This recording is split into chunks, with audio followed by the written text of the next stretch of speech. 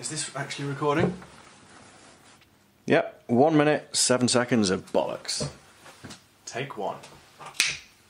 When you realised it was going to become a film that would actually have music and story and it kind of went beyond the weekend thing, did you have anything in your head in terms of music?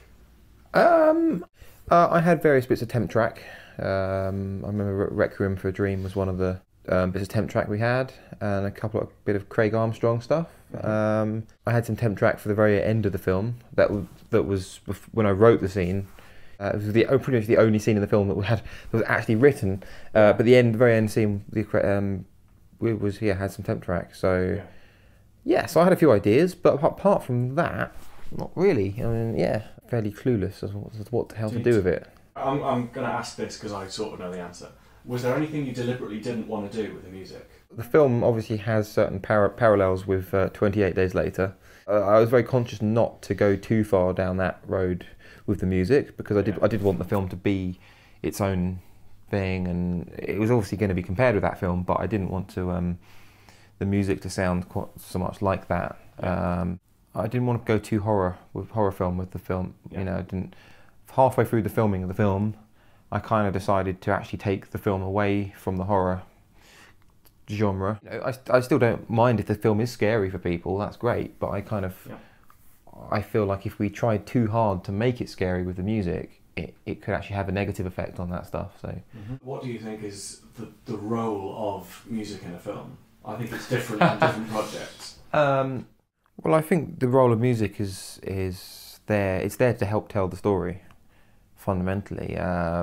Obviously, you still need a good story first. You know, you can't just rely on the music to save your ass when it all goes wrong, although it can help at times.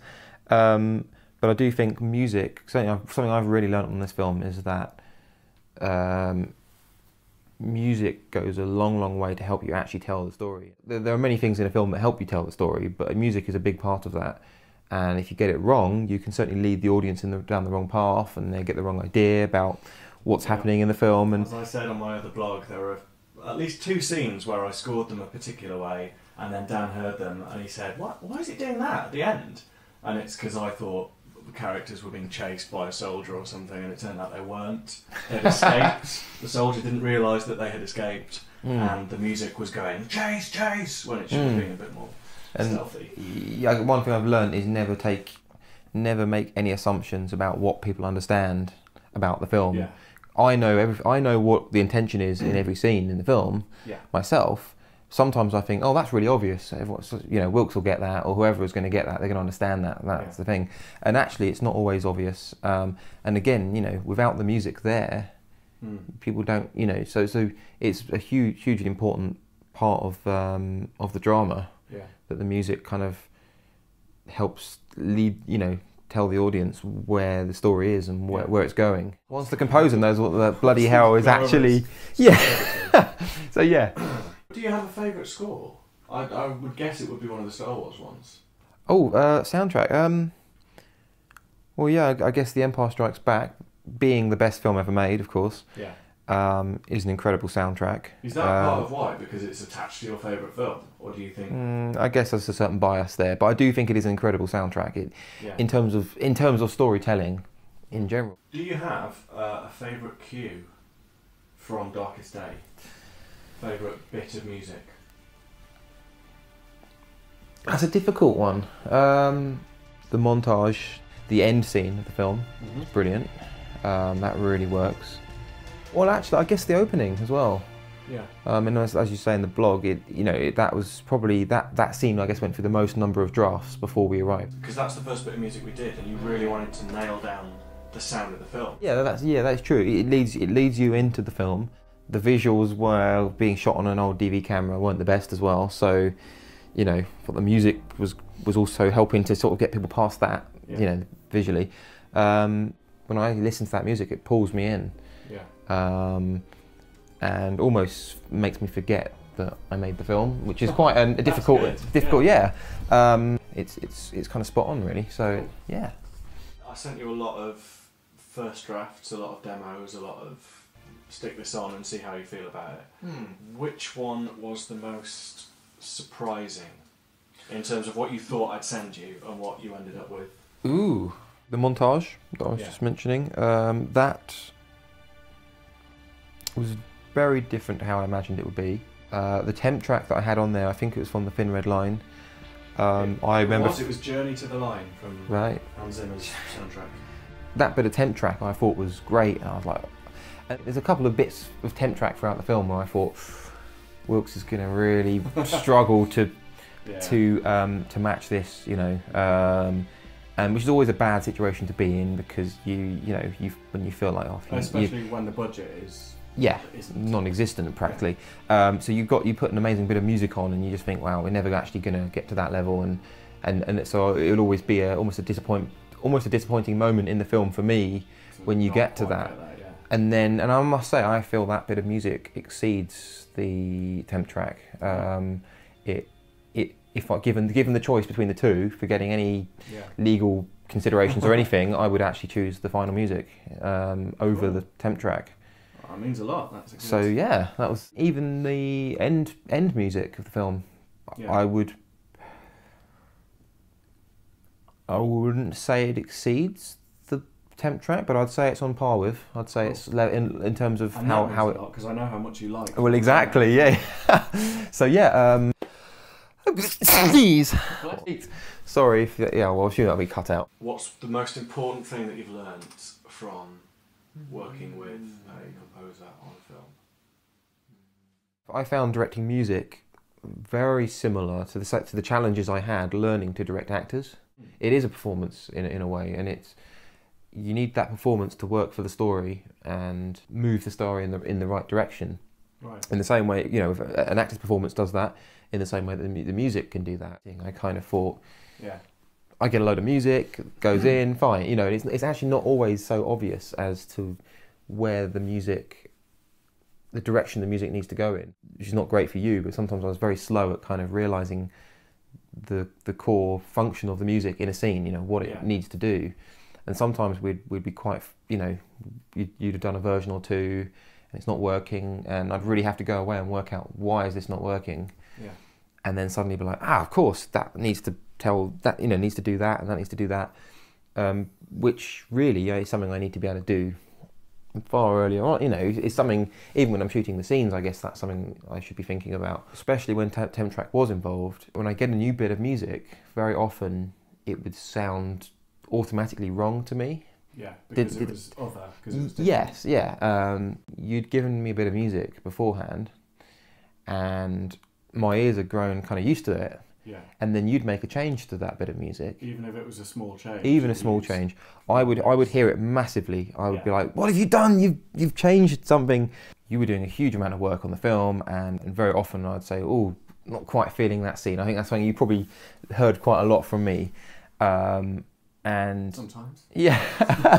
And obviously I can, you know, that must be incredibly frustrating at times, especially when I'm unable to explain what it is specifically that it's not working.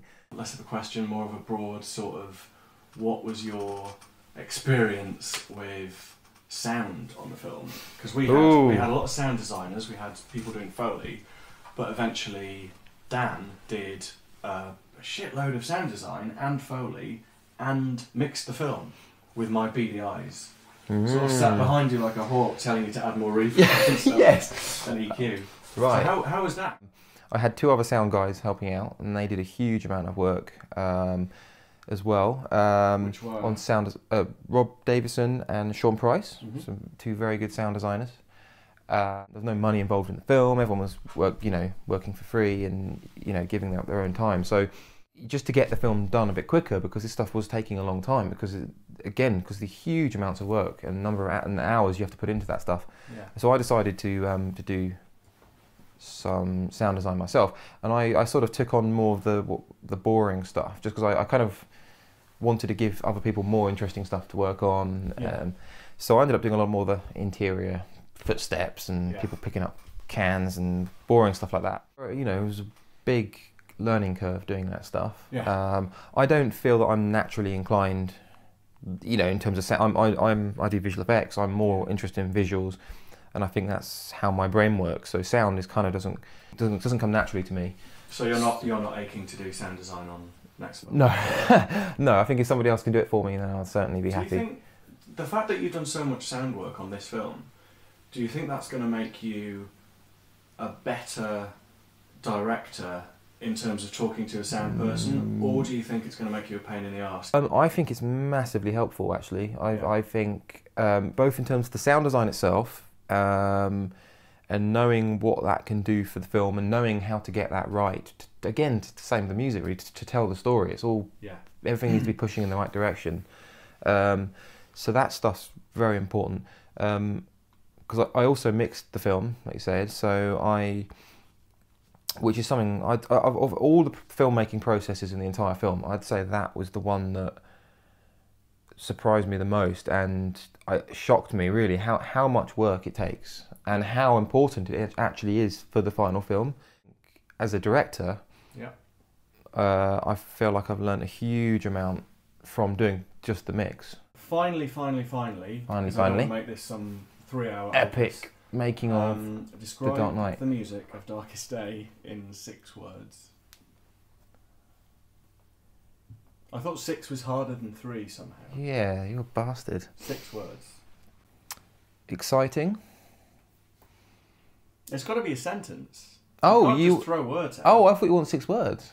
No, a sentence made up of 6 words. Oh, that's... You can't just say good. 6 different words.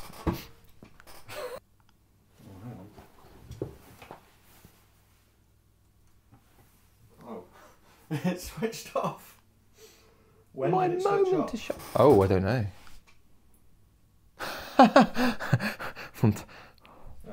Is there a red light on it when it's going?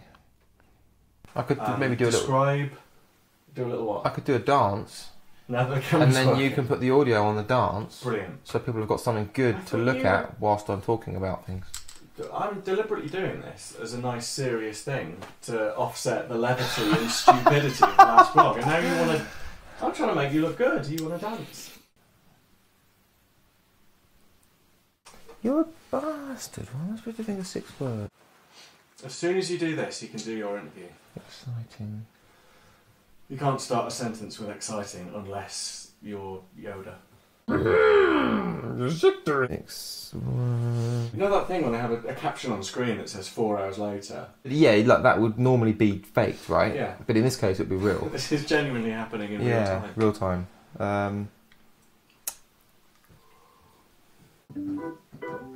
The longer I take, the more epic it's going to have to be. That's the double-edged sword, really, isn't it? It's gonna.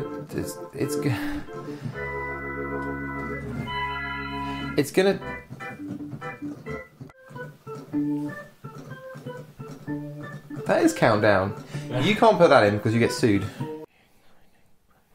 It was very exciting, but difficult. That's good. Does that count? I'm happy with that. I feel like it's very exciting but difficult. Cool. Right. There we go. Bye.